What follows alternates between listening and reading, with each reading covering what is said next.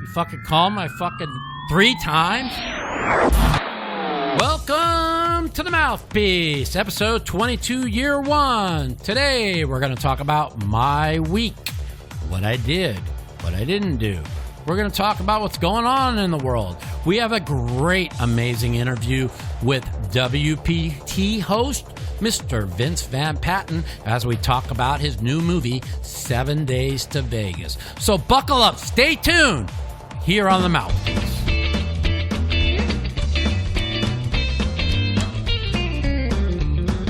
All right, everybody, welcome to episode 22 of the Mouthpiece. Interesting week.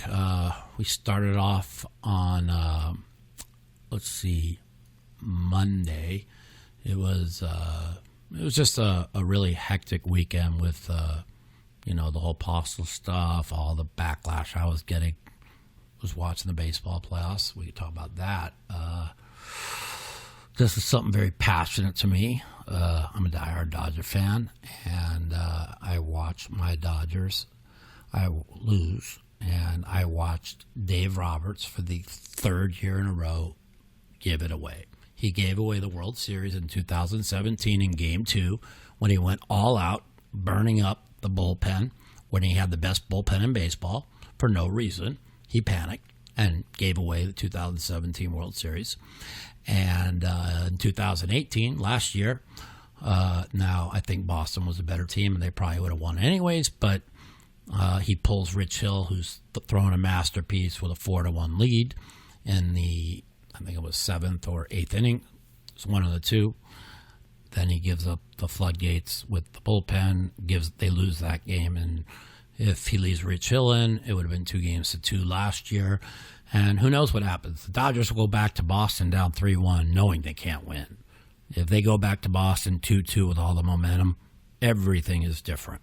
So does Boston win? I say they were the better team, probably. But we don't know. They went back to Boston after grenading a game they had won, down 3-1 with their heads dejected. They go back to Boston at 2-2 with all the momentum. Everything is different. So I accused Roberts of giving away last year. And what he did Wednesday, I mean, it's just unforgivable. I mean, I don't even understand it. I mean, you bring Kershaw in to face the lefty. He did his job. Bottom of the 7th, got the lefty. You have Maeda, who has been unhittable. You bring him in the 8th. You bring Jansen in the 9th, and we're off to the next series. What went through this motherfucker's mind to put Kershaw back out there against their 2 best fucking hitters is mind-boggling to me. Kershaw wants to take all the blame, but it's not his fault. It's the manager's fault. How do you bring Kershaw in to start the 8th? Maeda, you saw when Kershaw came out, Maeda got him 1, 2, 3. I mean, the guy's been unhittable. There's no fucking excuses. If they don't fire Dave Roberts by week's end, I am going to go crazy. And it just, as a diehard Dodger fan, that's it. They fucking let him get away with giving away the World Series in 2017. They let him get away with last year. This they can't let him get away with. This is fucking pitching 101. If I'm a manager of this fucking team, listen, I don't know that much about baseball, but I know how to manage pitchers, okay? Let somebody do all the good stuff he does for the Dodgers and then bring somebody in that knows how to manage a pitching staff in the World Series. Let alone these fucking analytics with homer or strikeout or bust does not work in the postseason. The Atlanta Braves showed that in Game 4. They had the leadoff double, and A-Rod and Poppy said it right on the broadcast. This is not, you throw all the analytics out the window, okay? This is postseason baseball. You have to manufacture runs. You're up against the best pitchers in the game. If they would have bunted him over, they then would have got the sac fly, got the extra run, and Atlanta would have been off to the National League Championship Series. Both managers gave away the series. And Rodriguez says on the broadcast, he goes, if Atlanta loses this series, They have nobody to blame but themselves, by the manager not bunting them over. He says, I don't care what the analytics say. We were brought up, and same with me, I was brought up, same thing. You gotta bunt people over in baseball playoffs. Look at Kansas City in 2015 and 2014. When they went to back-to-back World Series. This team won games by walking, stealing bases, bunting people over with a great bullpen. Okay? That's how you win in October. You have to fucking manufacture runs. And the Braves and the Dodgers are now officially out because their managers suck. And the Dodgers are going to have to really look into doing something beside home run or bust in the postseason, because you got to get hits. You got to move people over. I mean, even when Bellinger, think about the sixth inning in Game 5. Bellinger gets the leadoff single. He steals second. Okay, if they bunt him over to third, they would have scored the fourth run on the next guy that popped out. But no, they didn't do it. They left him stranded at second, trying to hit for the fences. And again, that cost them another run, which cost them the game. The managers are so bad. And what Dave Roberts did is, how can he bring Kershaw back out in the eighth? I mean, I just don't get it. One thing my brother was tweeting about before, he said, as soon as he brought Kershaw back out in the eighth, he goes, game over, we lose. He goes, this guy's the worst. And he was going crazy on Twitter. And, my brother, he likes to be negative all the time. So I'm like, stop with the negativity. Even after they tied it, he's like, we lose. I'm like, stop with the negativity, because, I've been telling you guys in my life, I'm trying to stay positive, always think positive thoughts. Deep down in my mind, I knew we were fucked, but I kept trying to, try and be positive. Maybe it was kind of phony, but and then let's even go even further. After he doesn't bring Maeda in the eighth, and the Kershaw gives up the 2 home runs, and then Maeda comes in and gets 3 straight outs. Now he brings Kelly in to start the ninth. Kelly gets him 1, 2, 3. Kelly has not pitched 2 innings the entire fucking season. Why would you put Kelly back out to start the 10th? Why not go with your closer in Jansen? Okay? And even if you don't, as soon as the first guy gets on base in the 10th inning, you bring in Jansen. How does he leave Kelly? I was going crazy. I'm like, you can't give Kelly another batter after the first guy got on. Then the next guy got on. I'm like, dude, you got to, second and third. I'm like, you got to take Kelly out. You got to bring a strikeout pitcher in. You got to bring Jansen. No, he left Kelly in to fucking walk him and hit the grand slam. This fucking manager needs to be fired. I don't give a fuck. This is another wasted fucking season as a diehard Dodger fan. Okay, so that's what went on this week a little bit. It was Yom Kippur, high holidays, Jewish holidays, Day of Atonement. I fasted. I actually watched the services on my television in my room. Had my tallis on, my kippah, was a good Jew. Tried to do my best, and and I like to always say this to everybody. People don't know Jewish religion. Day of Atonement is kind of you try and atone for the sins you've done or the wrongs you've done people over the last year. So for everybody, all the listeners out there, for anything I've done wrong to anybody or said things that I maybe shouldn't have said, I try and ask for forgiveness and try and become a better person. So that's kind of like what I've been doing this week. I'm going to be playing in a little 50-100 no-limit game with Alan Keating. He invited me to play this Saturday. His game's always good, and we've become pretty good acquaintances lately, and hopefully we'll become better friends, and he'll get me into some of these great games that he is in, and hopefully I'll win. It's a small game for him, but that's why he invited me. It's a 50-100 game, no-limit game, and I'm probably going to... I haven't decided yet if I'm going to sell half myself to Phil or not. I probably will, because, me and Phil are just so lucky together. It's really, I don't know how to explain it. I don't know if it's chemistry. I don't know if it's karma. I don't know what it is, but every time Phil buys half of me in a game, and we don't argue about it, and we just say, yes, I won half, and he's like confident in me, dude, I never lose. It's unbelievable how much money I've made this guy. Like, he doesn't even have to fucking get his endorsements or work. He can just put me in games, the amount of money I've made this guy. So, but I appreciate his help, and I don't want to make the mistakes I made before. I finally got myself a little bankroll. It's not a big bankroll, but it's a little bankroll, and I want to protect it and not give my chance of taking a big loss, even though I'll probably win. And then I'll probably put another $15,000 in Phil's pocket, but that's okay. I gotta just do the right things, not make mistakes like I've done in the past. And my goal is to build a bankroll to about $250,000, and then after that, every quarter I win after that, I'll just be calling people, telling people pick up this money, pick up that money, and then if I take a loss, then I just wait till I get back to 250, and then as soon as I get out in front again, I'll just be paying everybody off. So it's time for my pick of the week. Ba-dum-bum-ba-dum. My pick of the week is brought to you by my Bookie.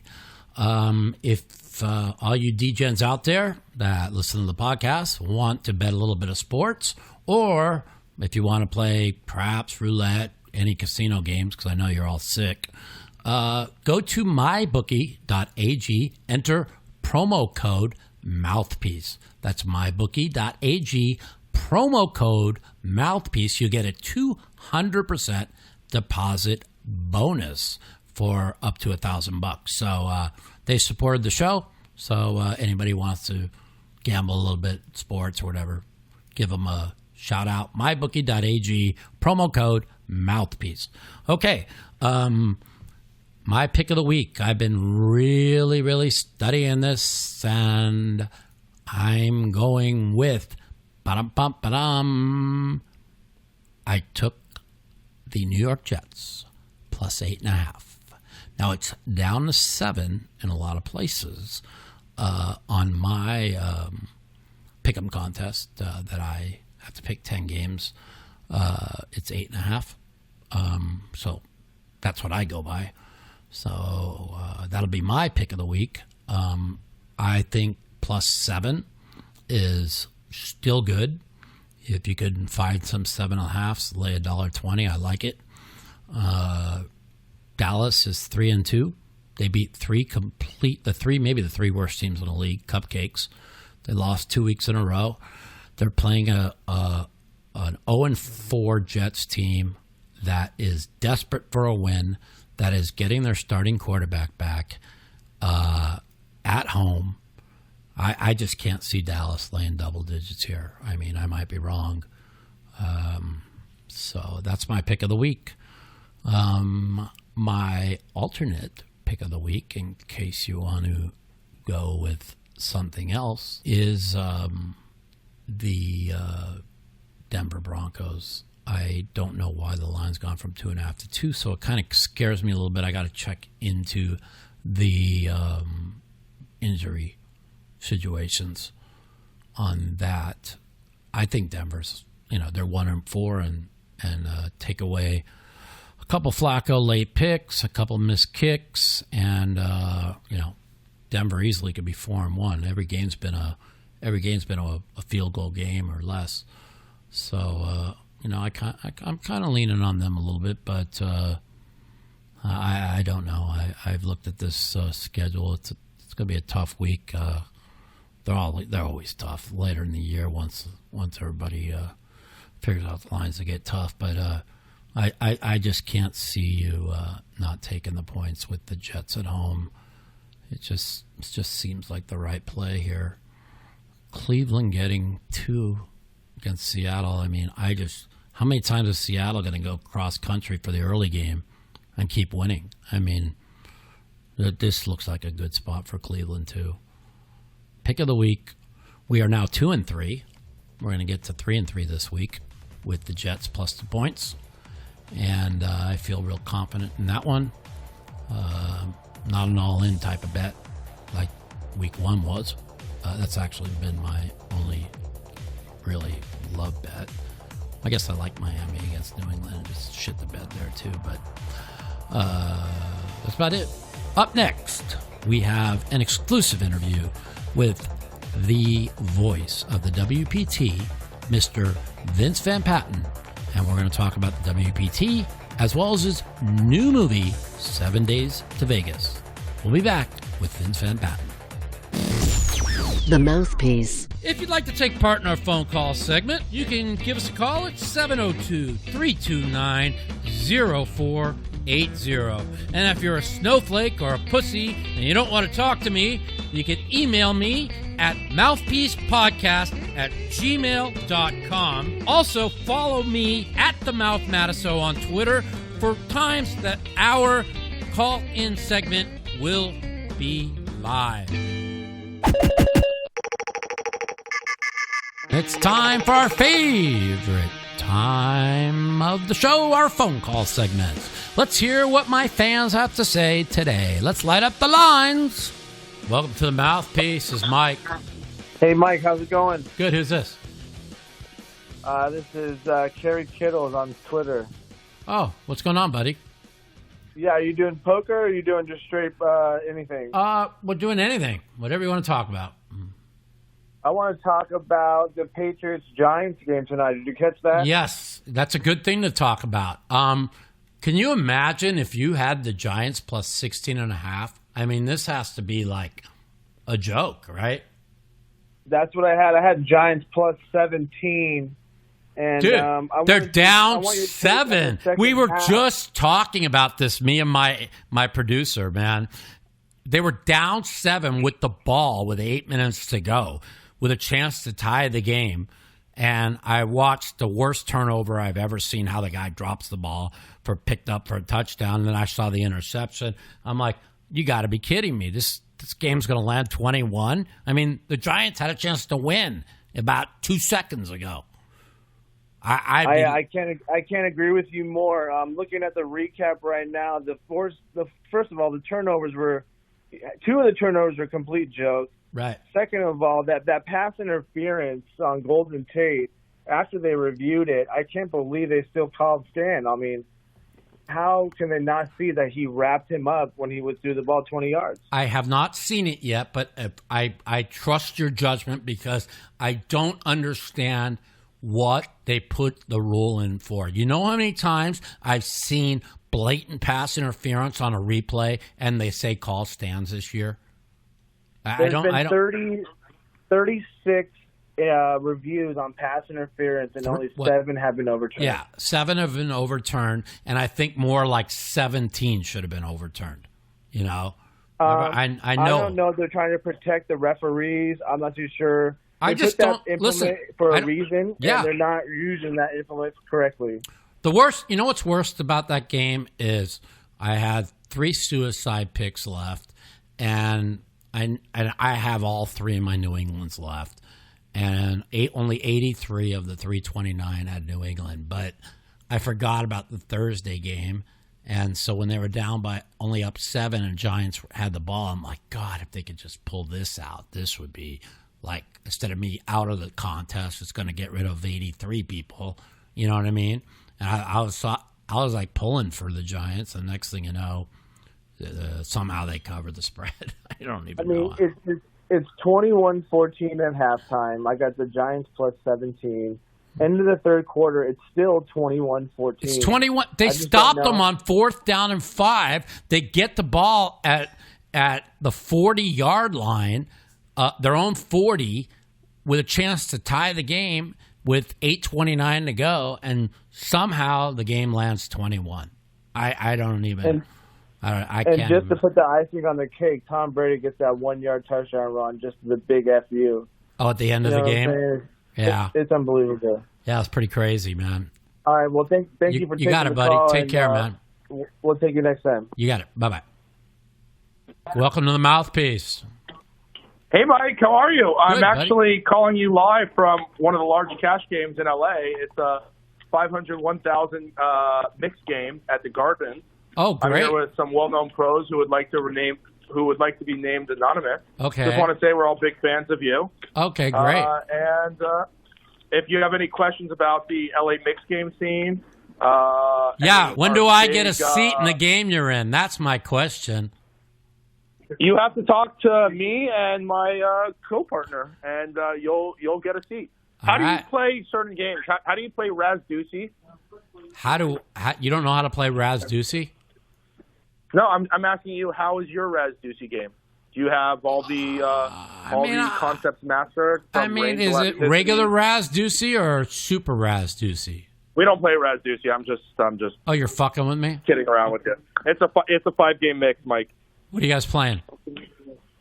We are playing Deuce of 7, limit single, Ace of 5, limit single. You're playing the Billy Deuce of 7, game. no limit. You're playing the Billy The Billy game. mix. Yeah, okay. Yeah, but we just added a few games. We're playing Archie now. Okay. Big O. We play a lot of Big O now. Oh, and good. We're playing, what's the other game? Who's playing? Kenny? Other game. Who's playing? Is Kenny in the game? Kenny and... Kenny is not in the game, but there's a two-time bracelet winner. There's a Yum Yum named Steve Lee.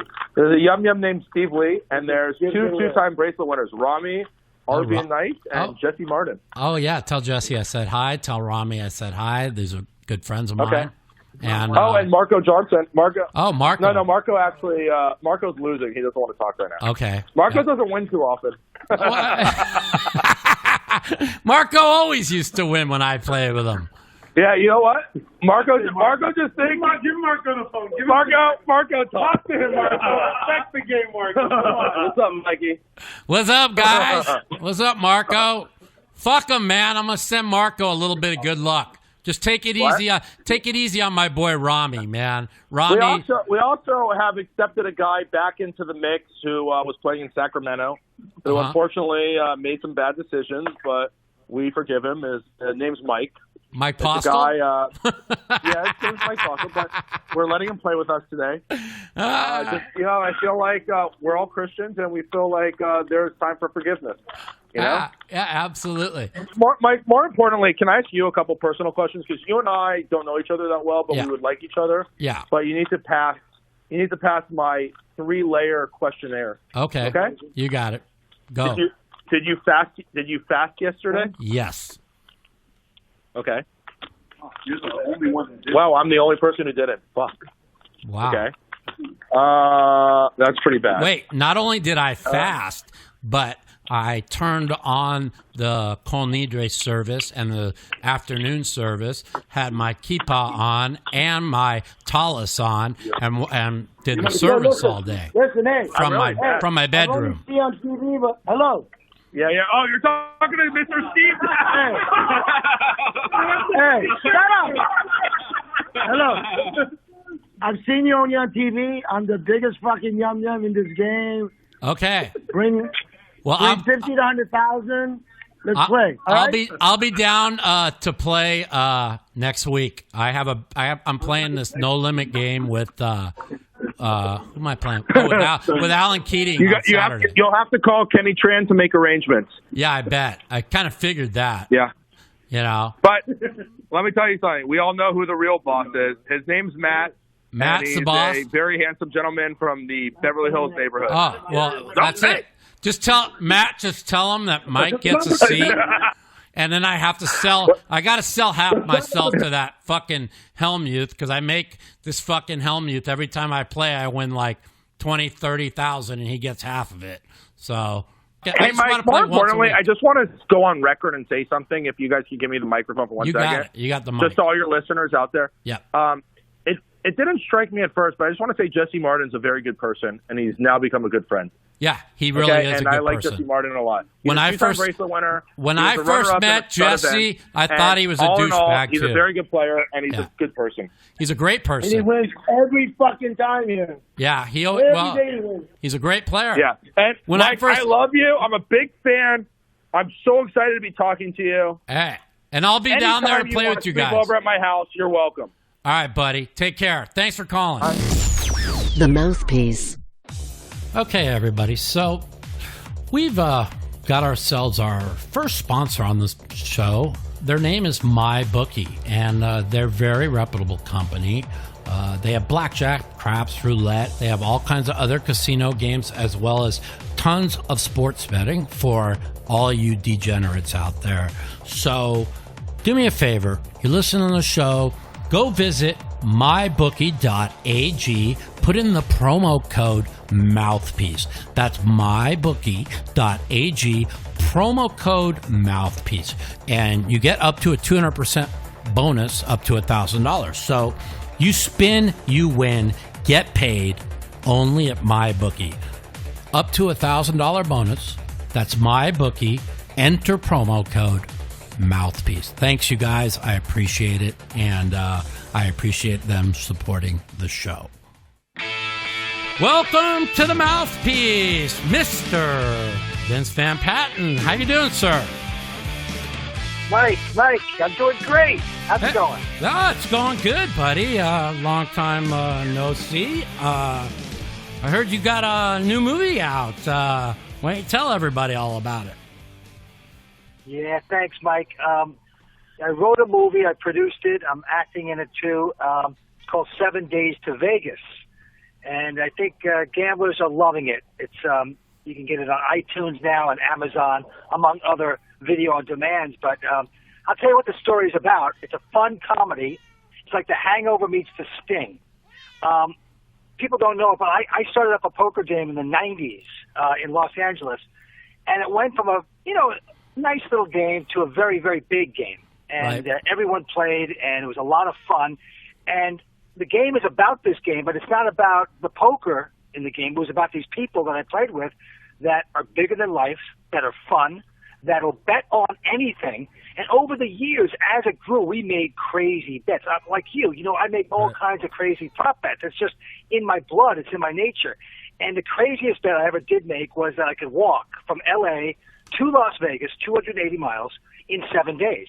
Right. I made a big bet on that, and they all bet against me, and they all came and followed me in this gigantic RV behind me to see if I could do it or not.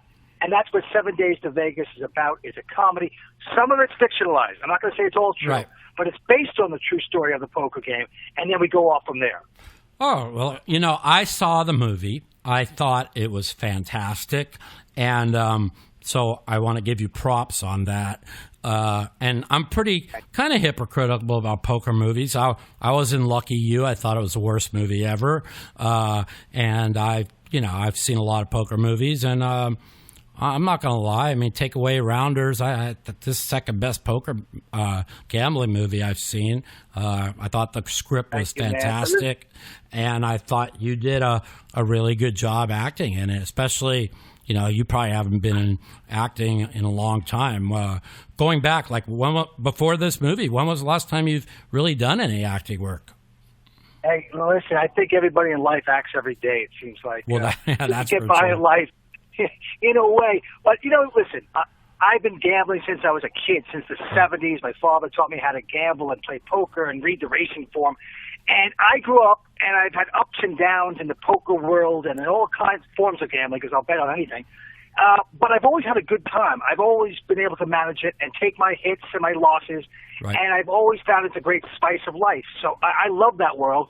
And I hang around a lot of people that feel the same way, that it didn't crush, that they're not, depressed about this lifestyle. But I love that. And I love the genre of movies that have gambling and cons and hustles in it. Right. I mean, I just love movies. And so I figured, listen, if I ever write something, I'm going to write something about the joy, the fun, the ups and downs, the switcheroos.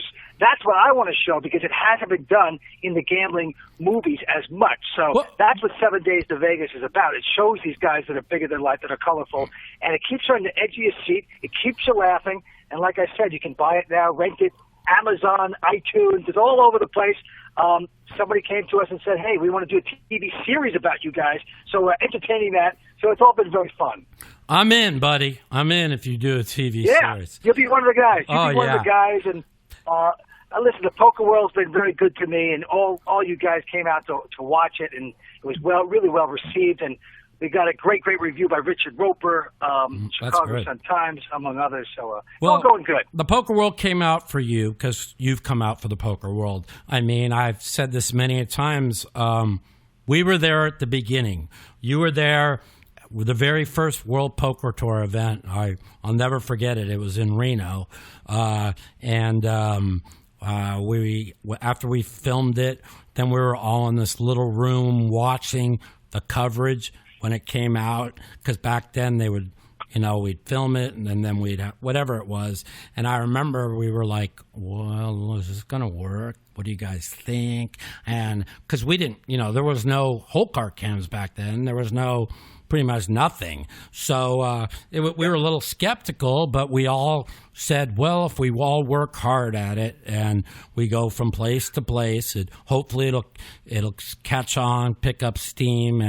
And I've said it many times. I mean, we started off in the first WPT. I think there was like 30 of us. Then there was 60. Then there was 100. And, it built itself. Now, a lot of people want to give all the credit to the poker boom to Moneymaker, and I just don't think it's fair. I think that it was a combination. I think it was, they don't give the World Poker Tour enough credit. Do you agree with that? I think if you really study it, you got it. Steve Lipscomb was the CEO of World Poker Tour, and he was the guy to say, I'm going to do a show about poker, and I'm going to show the cards. Right. And everybody kind of laughed at him, and then he hired Mike Sexton, and then they brought me in, and then we do the shows. Now, look, I was a commentator in the 98 World Series event when Scotty won one. I commentated that, and no one I backed him that year, by the way. No one cared. That's right. Yeah, you did pretty well, right?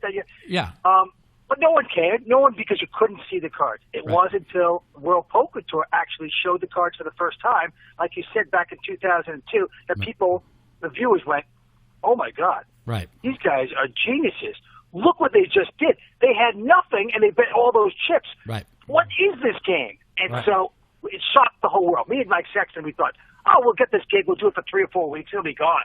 Little did we know this explosion was about to happen. Right. And then, of course, Chris Moneymaker right after that scored and, just did a fantastic job. Everybody loved Chris Moneymaker, and he made it so exciting that the everyman to come out of the woodwork and make it happen. And then World Series jumped on, and they did their camera, and they did a great job with that. So everybody joined in, and, hey, listen, it's 18 seasons later. It is still going strong. Guys like you that have great personalities and great games and speak their mind, make it exciting. I mean, there's a lot of guys like you and Helmuth and all the boys that really have these big personalities that really help it and really helped it grow.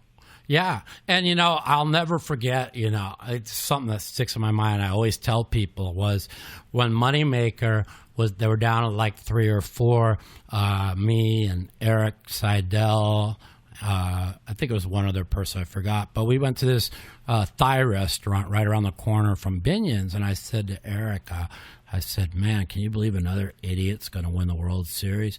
And he says to me, I'll never forget his words. He says to me, if this guy wins the World Series, you are going to be rich beyond your imagination. I go, you think so? He goes, I know so.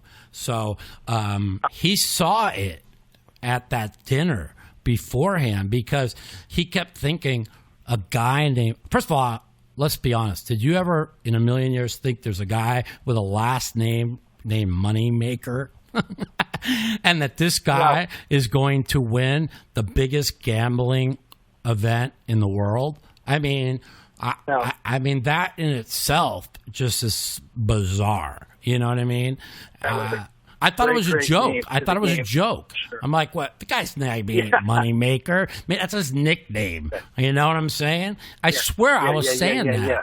You know, a lot of people don't know a little bit about. I can tell you a little bit about yourself. So you grew up as a gambler. Your dad was a big gambler, poker player. He also, if I'm not mistaken, for a couple of seasons, did the ESPN broadcast of the World Series. He grew to fame with 8 is Enough. And tell us a little bit about your family growing up. Yeah, okay. My father was Dick Van Patten, and like you said, He had a big TV series, and he went to the racetrack every day. And he taught me how to gamble when I was a little kid. My father was a terrific actor. He did 26 Broadway plays on top of all of that. But he only worked as an actor so he could have the cash so he could run to the racetrack and play poker at night. That was it. Okay, so this acting thing, he didn't have to study. He did that so he had cash so he could gamble. He loved gambling so much. Yeah. And I got that in my blood. So he taught me how to read the racing form. And we moved out to California from New York when I was 12 years old. And then he used to have 2 or 3 poker games a night in the little apartment we lived in Sherman Oaks. And I would watch him play. I studied the game and watched him play. And believe it or not, at age 15, he said, "Hey, Vinny," he goes, "you're pretty good. I see you watching in the hallway. You could play in our game." And I went, "Really?" He goes, "Yeah, you made some money from acting as a kid actor. Just play. You'll do well." So I play in my father's games for 3 or 4 years. And I'm playing with, it was a pretty big game back then when, you could win or lose 1,500, 2,000. Yeah. And I was doing well. And funny story, one night I was playing with all these grown-ups and I was winning all the money. And you're supposed to quit at 1. And, of course, no one wants to quit when everyone's losing. No, we played never. till 7:30 in the morning. 7:30 in the morning. And all of a sudden, I have all the chips. I'm the big winner. I go, "Guys, I'm really sorry, but I got to go." And they all looked at me and they said, "What are you talking about? You're not going anywhere." I know. I said, "I got to go to school. I got to go to school." Right? That's and then they all funny. looked at each other. You say 7:30 in the morning. I can't tell you how many times we said we're quitting at 1 o'clock in the morning, and we quit 1 o'clock in the morning 2 days later. I mean, I know. Back in, I know. nowadays, Hey, listen. like I don't. I try not to play the long hours. My body just can't hold up anymore. But like I've done probably at least 20, 36-hour sessions, and I'm not going to lie, you feel like death for 2 days. So, I totally You feel understand. horrible, but if you win, it doesn't matter. If you had a nice win, but if you lose, you take a bad beat after a 3-day session, I'm telling you, you're That's right. You can brutal. jump off a bridge. Yeah. Yeah, it was But, funny. listen, one of the gambling story I'll tell you about. I was such a degenerate at 16 when I got my driver's license. I love this. Gardena, California. You could play poker at Gardena. You would have to deal yourself. But I wanted to go there so bad. I had a phony beard and mustache made up. I would stick this thing on me, drive down to Gardena by myself and play and deal poker. And I did pretty well. I would play the game. And then I would go to Vegas with the beard and mustache. And me and my buddy, Daryl Goldman, and we went there with $20 worth of change in the middle of the night. My parents didn't know where the heck we were. We go in there. We think we're going to break the house. We're going to play slots. Within 25 minutes, first of all, he put the goatee on. I put the mustache on. We looked like 2 little freaks, right? But we get away with it for over 21. Within an hour, we lose all our cash.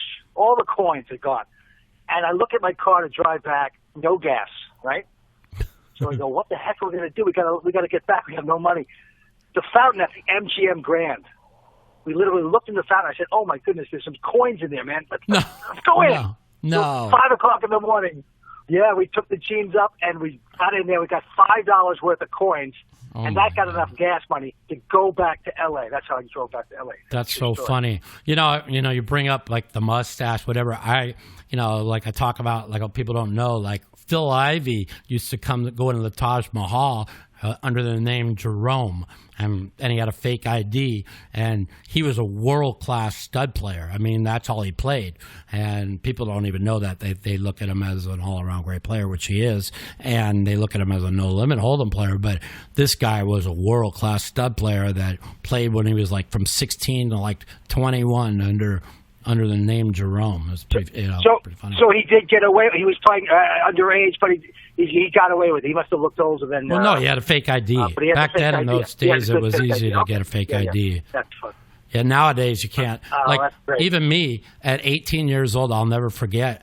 Everybody had a fake ID, and they're like, "Well, how do you get one?" I'm like, "Well, you get, a friend's birth certificate is 21. You memorize all this stuff, and you go down." So his guy's name was Tom. He gave me his birth certificate, and I memorized address. I even did his signature like 20 times, and I went straight to the DMV and got an actual ID under this guy's name. Now, you can't do that now. Now you go in, they take your picture. They don't have that plastic thing that seals it anymore. It goes right to Carson City, and then they give you an ID, and then you have to go through a scanner, an ID scanner, a signature scanner. So you can't do that anymore, but it was pretty easy when I was growing up. I'll tell you that much. Yeah, there's nothing like it too. To be playing gambling, if you love gambling, if you could get in there a little underage and you're playing, it was the most exciting day of your life. It was just a thrill. And the thing was, anyway. I grew up somebody that was really anti-gambling, and like I said, I tell a story how I got into poker, and a lot of people would ask, well, who in your family played cards? And I look back, and when my grandfather, when I was like 7, 8 years old, he always played with my dad pinochle. And that's all they did is play pinochle, and I used to watch them play. So my dad used to always tell me my grandpa was just a great pinochle player. So that's probably where I got my card sense. So I don't know, but you said a lot of people don't realize you're a child actor. Like, what is there any specific movies or that people could watch you in as a child actor? Because I'm kind of interested to look. You know what? Thank you. You don't really want to do that. It go way back. If you go that Me Too, it's called not Me Too. It's whatever Me the heck Too. it's called. Is that a movement? Me Too. I think that came out wrong. But there's a station, that old station, and you see all those Barnaby Jones and Bonanzas and you name it. I was in a ton of things. I was the Bionic Boy. I did a ton of movies, and anyway, I gave that all up. I kind of got washed up when I was about 18 and 19 years old after doing pretty well. And then I went on the tennis circuit. Yeah, broke through on the tennis circuit. Tell everybody about you were a world-class tennis player. Tell everybody, people don't realize how good you were. I remember when you were ranked in the top 25, I think. Am I right? Yeah, Mike. I was a lousy junior. I never thought I could do anything in tennis, but out of desperation and getting beat so bad by everybody and told that I couldn't do it, I just kept pushing, and I broke through in 1979, and I became the Association of Tennis Professionals ATP Rookie of the Year, and I beat 10 of the guys in the top 10, and I beat John McEnroe a couple times, and I won the biggest indoor tournament in the world over in Japan. So I did that whole life for 10 years. It was shocking. It was wonderful. And then I came back to L.A. after that was all over and started, just getting back into the acting world, not knowing what I was going to do next. I had a little poker game, and the poker game grew and got better and fun. And that's where I came up with the idea of the movie. If I ever going to do a movie, I want to do it about this type of thing. And so 7 Days to Vegas, we wrote 5 years ago. Yeah, I was just going to say, somebody told me it was like 5 years ago you came up with this idea. I didn't want to write anything again because I made a movie in the mid-'90s, and I just had it. It's a lot of work. And then my wife and I saw a film about 5 years ago, and it was about the Hollywood glamorous life. And we were really anxious to see it, and it missed the mark. It wasn't very good. Right. And we were talking about it after. I said, it's a shame because I think people like to delve into how the Hollywood people are living, the big life and the glamorous life. She goes, that's why you've got to do your story. Right. I said, what? She goes, your poker game. It's exciting. It's flashy. It's fun. You can make up things. I went, no. She goes, you got to do it. She convinced me.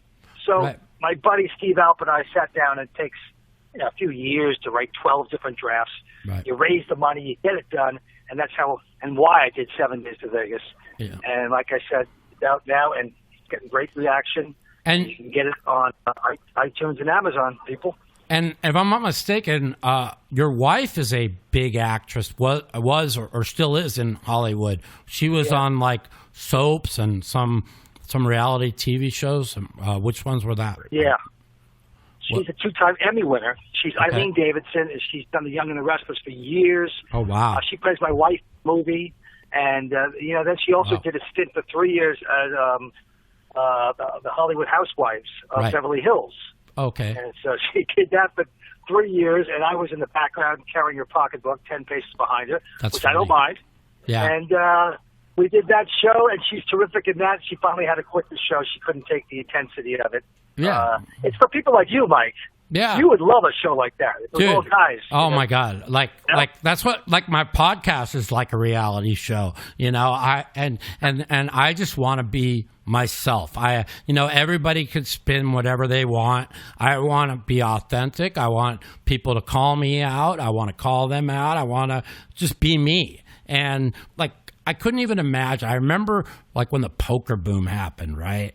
And I was like this celebrity, and we went full tilt, went to Germany, and we went on Europe, and we came on stage to like smoke and lights, and we were like rock stars in front of hundreds of thousands of people.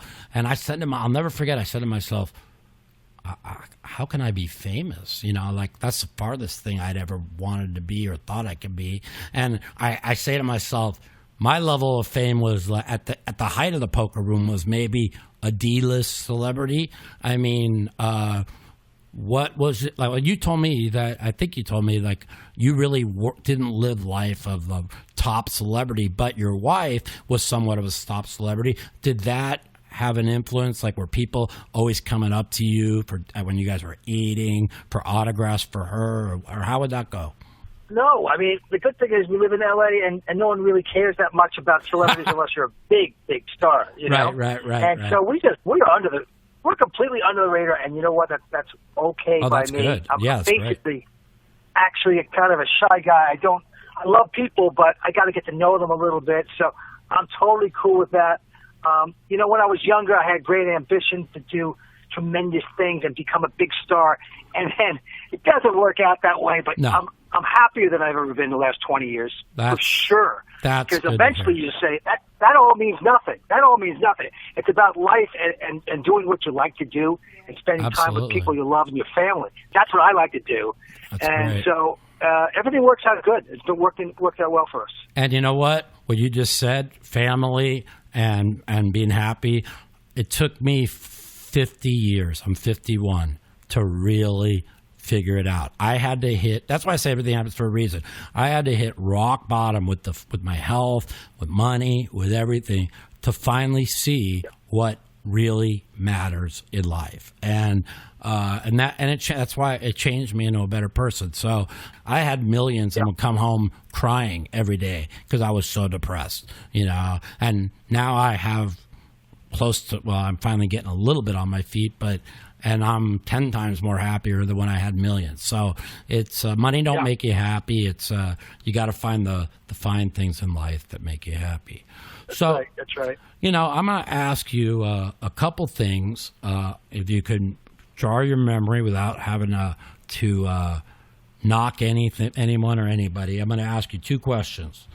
What was your most exciting WPT final table that you remember, and what was the most annoying where you just couldn't wait for the thing to end? Okay, well, first of all, a lot of good moments on the World Poker Tour. Yeah. But season one, when your buddy Phil Hellmuth and our buddy, Mr. Raw Deal now for the World Poker Tour, he, in the third tournament, I think up at Lucky Chances, I was there. Took you were there. I finished seventh. I bubbled the final table. There you go. Yeah. There you go. But remember, Phil took a beat and he didn't like it, and all of a sudden he went, "Ow, damn it! How can he do that?" And he crumbled to the ground and rolled up in a fetal position. And it was the best television you could. And Antonio was laughing and making so much fun of him. I'll never forget it because I think Antonio got third or second, and Phil got fourth. Because I do remember it like it was yesterday. Because you know what I remember the most about that Lucky Chances is we were all watching football, and Atlanta Falcons and Pittsburgh Steelers played to a tie, and that was back when there was no ties. It was like the second tie in like 12 years. It was like, I think it was like 38-38, and we were all laughing watching the game while we were doing that tournament. So that's when I remember that Lucky Chances. Just this little card room about the size of my living room in the middle of San Francisco. It was pretty funny. It was great, and it was a great moment for Phil, 6'6", to be rolled up in the ball, and he was a big star then, but just his personality makes him a superstar, really fun. And then I think we went to Paris that same year, and there was a man, an older gentleman that was at the final table, and every time he would win a hand or a pot, he would yell out, the Isle of Crete! The Isle of Crete! Was that the final table Tony G was at Aviation Club? Yes. And then I remember. Tony G. Come on, Tony was so funny. He would he's belittle crazy. you. You know, if you lose this pot now, you're going to have to ride your little bicycle home, aren't you? Yeah. I mean, he would insult people so beautiful. He was so bad. The thing was, it's so funny, is he wanted to make himself a star. I'll never forget. And sometimes he took it a little bit too far. But I look back at Tony G. Now, he's a nice guy. And it's so funny that it was only 2000. I remember it yesterday, 2009. So 10 years ago, when Full Tilt sent me to Lithuania to do a broadcast for one of their European shows. And Tony, it was on Super Bowl Sunday, and Tony G's like, come over, it's like 3 a.m. Come over, you can watch the Super Bowl over here. And I'm just like, I just got a link on my computer, which back then, computers it was tough to get a link. And I had to go through like, I don't even know how many links to get one to come in. And I was like the only one willing to go there for it. But I remember and now Tony G, he bought Poker News, which turned it into this big moneymaker. Then he ran political office, and the thing, I'm broke and he's worth like tens and tens of millions, which is that's my own doing, of course. But that's. But you're happy. That's all. I am. But you're happy. Listen. So there you go. Everyone makes mistakes. I look back. Like I said, I used to tell people all the time. They used to say, "What do you do with all the money you make playing poker?" I said, "What do you think I do? I play higher." That was my answer. I'm like, why would I invest it in something that I could lose in when I couldn't lose in poker? And because my girl always asked me, "Why didn't you have investments?" I'm like, I didn't need to invest. I was unbeatable. You know what I mean? So back then, my skill level, which was, I still think I'm one of the best players in the world, but there's so many people that play great now. But my skill level back then was so many levels higher than the average people that I played with that I just printed whatever I wanted. It was how much, it just depended on what people were willing to lose, I was going to win. So, let my ego. Great ride. Yeah, let my ego get the best of me, and then when things, it took. I tell people that's my favorite quote is, "Egos will break you, cards will make you. Stay humble." Stay humble. Yeah. It's a really important thing, because when we all get a whole lot of money and things are going well, it's real easy to think you're better than you are, and it's real easy to not look at the big picture.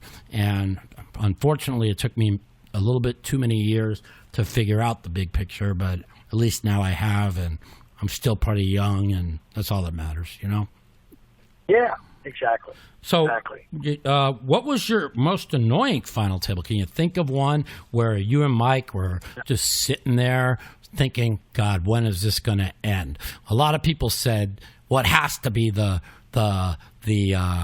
Jonathan Little, the head-up match that went to like 4 a.m. That has to be one of the most annoying ones. But do you have any others that stick out? I can't remember specifically. I think there was one tournament in L.A. I forget it was at the Bike or the Commerce. And the player, this is before the action clock. And by the way, thank God for that action clock. No shit. I love it. Everybody does. Yeah. It's not best. But there was a guy, I think Bill something, I forget, but he would take on every decision 4 or 5 minutes. Oh, my God. And it was lasting all night. And he didn't deserve to take those times. Right. We looked at his cards after, and not at all. So he was just milking it. That was aggravating. Right. But there's a lot of aggravating ones. And sometimes we were really, really tired, Mike and I. Right. And I saw him literally doze off, snoring at the table.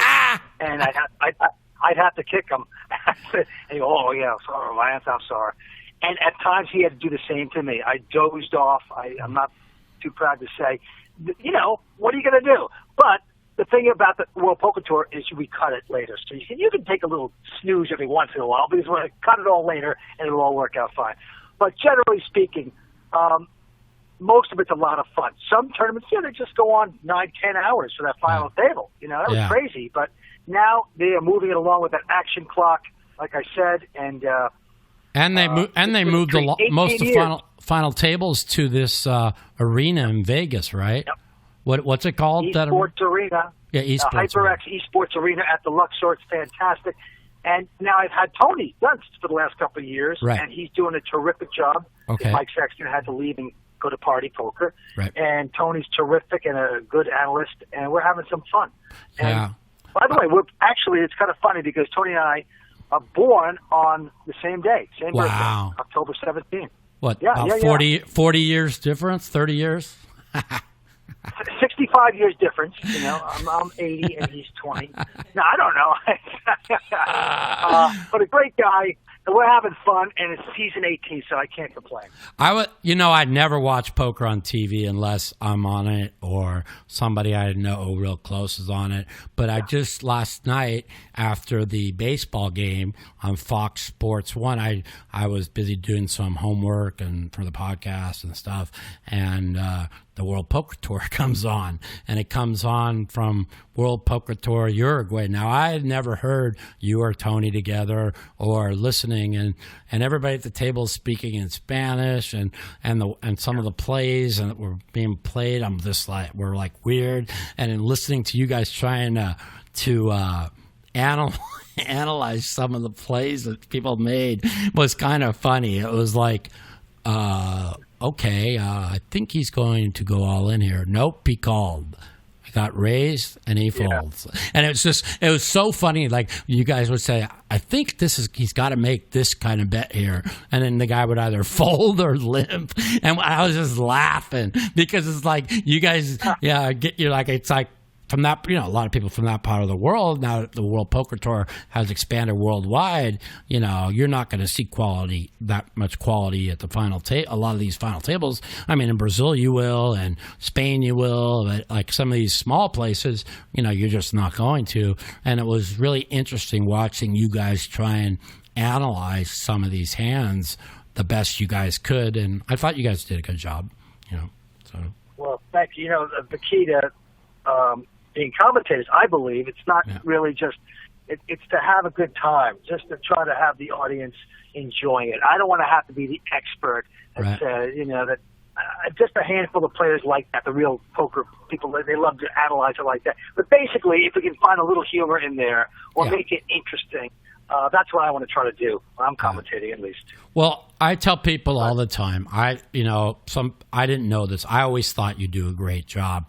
And I remember when you got a little upset with me at Bay 101 when I was joking around with you. And then Mike got mad at me and he said, you don't understand. People give Vince a hard time all the time. And I'm like, why? And he told me, they say he doesn't do this or he doesn't. I'm like, really? I go, I was just joking. Tell him I was just joking. I didn't want to. And the least thing I would want to do ever was get you upset because we're pals. We get along. You've always been there for me. I mean, I know every final table I've been to at the World Poker Tour, I could see the heartbreak on your guys' face when I've gotten knocked out. And so, even though I know you're not supposed to be partial, but you guys were always pulling for me, and I felt as much heartache as I felt.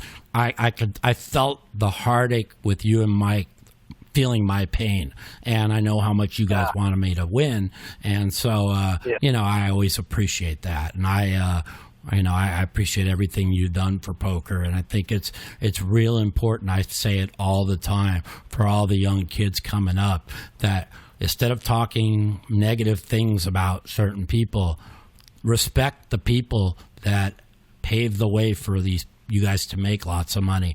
Respect how hard a guy like Vince and Mike and Helmuth and me and Daniel and Ivy and Doyle and so many people to bring poker where it is today, and it's these kids, they just want, so many of them, they just want, especially on Twitter, it's all, Twitter's like, if you want to be in a bad mood, put on Twitter.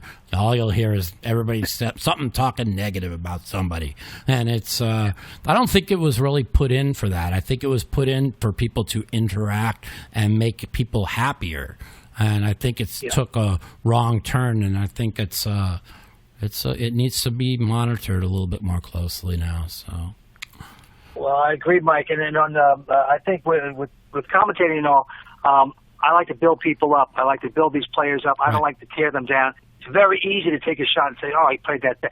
I don't want to do that. I want to keep it fun. I want to make them stars. So I agree with you. And it's so it's like the funniest thing. It's like even like I lost a 90K pot on a live at the bike stream about 6 weeks ago, right?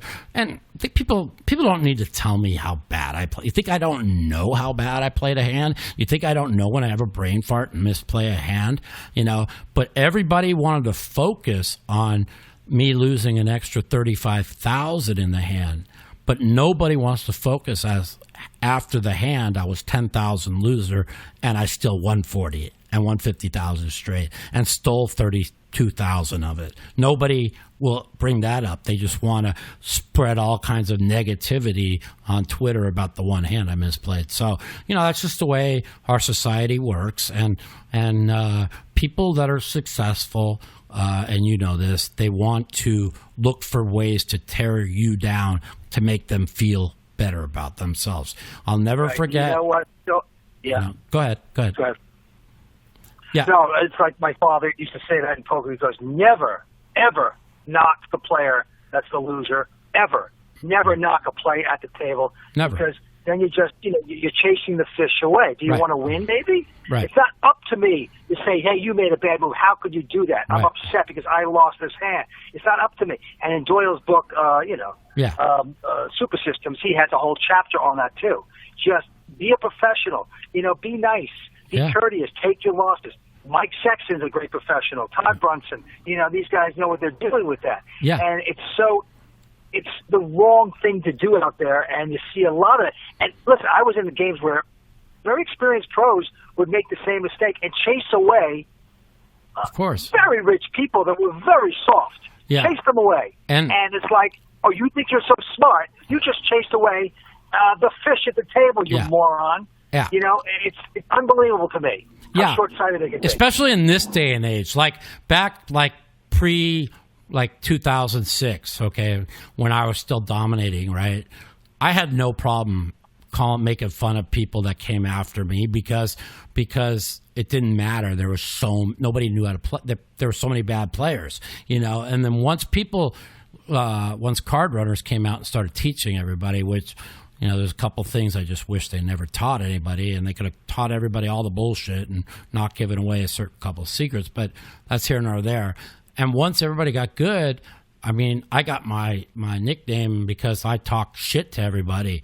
But once everybody got good, I don't talk shit to anybody except for maybe my people I've known for years. Like if we're playing high stakes poker, like me, Daniel, Doyle, Phil, or people we all know. Now we're all we've known each other for years. When they misplay, we can make fun of them, and it's funny TV. You know what I'm saying? But I'll never, and that's where me and Phil, where I get upset with them a lot. A lot of other people do and Phil, in all honesty, if you know Phil now and knew him 10 years ago, he's like 100 times better than he was, Sure. And I could not, I can't. I said, Phil, you can't attack people. He's like, and he does.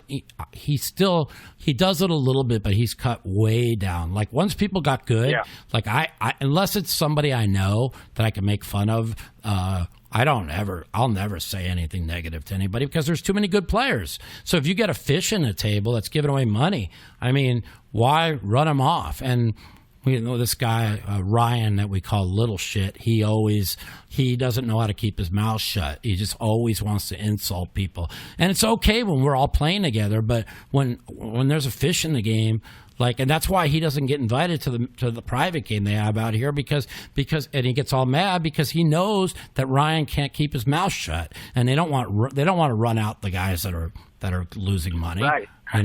And so things are, things are different. I'm a lot more quiet on the table now. Like I still talk a lot and become friends with everybody at the table because, this is what I do. I want to, I make people laugh, and I'm trying to make poker fun again. But you won't ever hear me say, "How do you call me that?" Or you play so bad. You just never hear that out of me now. So that's just you got to adjust to the times and stuff. So, Yeah. well, man, this is it's been a great interview, man, and I'm glad that people get a little bit of insight into how you grew up, how you know, with tennis, with the gambling, and I want to tell everybody out there to, if you're a poker player or a gambler, to go see this movie, 7 Days to Vegas, starring yours truly, Vince Van Patten. And once again, it's available. Tell them where it's all available on. Yeah, it's available Amazon and iTunes. And listen, I made it for gamblers like all of you out there that listen to Mike. You know, we all have, it's like a private club, basically. We all know what action is like and how to gamble and the fun things about gambling. So my heart's in this movie, 7 Days to Vegas, and you can rent it right now, and you will have some laughs. And it's like The Hangover meets The Sting, and you can watch it over and over. So thanks for the let me plug it, and great talking to you, Mike. You really too, pleasure. buddy, and I appreciate it. Bye, man. All right, Talk bye. The Mouthpiece. All right, everybody. I hope you enjoyed this interview with Vince Van Patten. I thought it was really, really good. And next week, we are going a little political, as we are going to have the Mooch, Anthony Scaramucci, on for episode 23 of The Mouthpiece. As you all know, he hates Trump, and we are going to have a real fun debate. So tune in next week with Anthony Scaramucci here on The Mouthpiece. Goodbye, everybody.